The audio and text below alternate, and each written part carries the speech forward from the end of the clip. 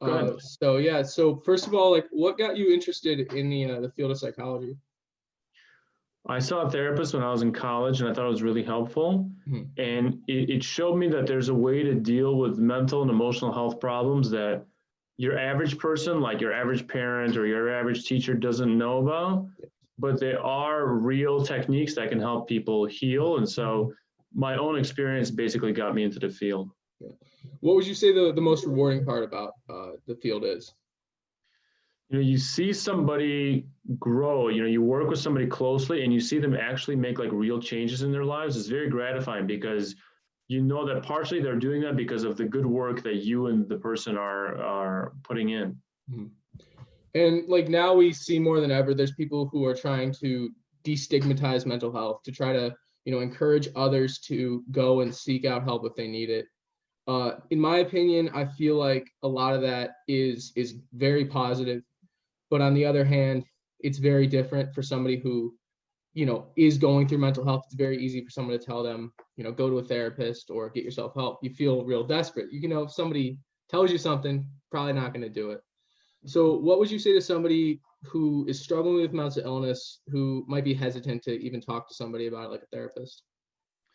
I would probably say, I would probably try to engage them in a short conversation and say, what's holding you back? Because I don't want to tell them what to do or tell them how to do it. I want to say, you probably have good reasons why you're reluctant. Maybe you don't trust the person. Maybe you're not sure it's actually going to help you. Maybe you can't afford it. Maybe nobody's helped you before. Your reservations are important. So I would just try to say, can you tell me about what makes you cautious?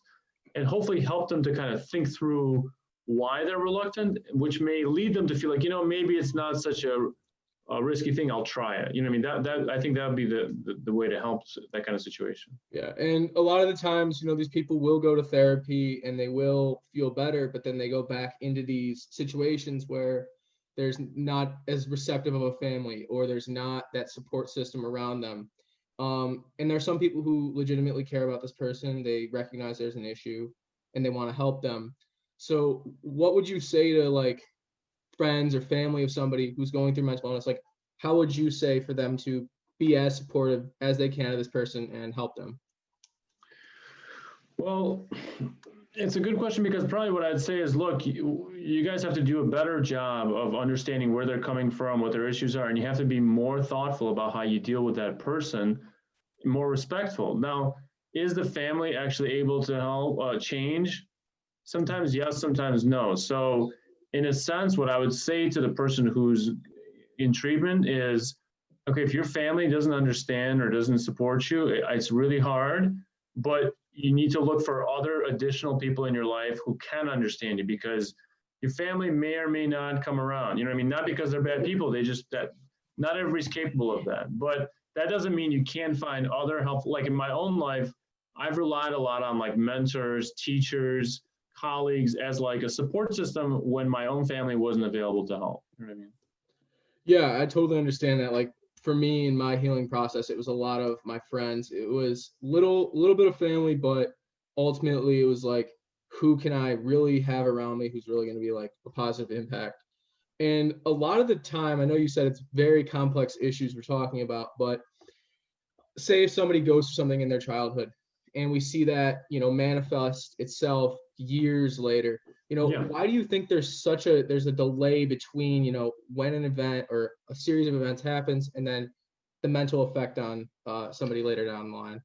That's a really good question. I think probably the best way I could explain it is when you're a kid and things happen, Yeah. you're not yet responsible for yourself.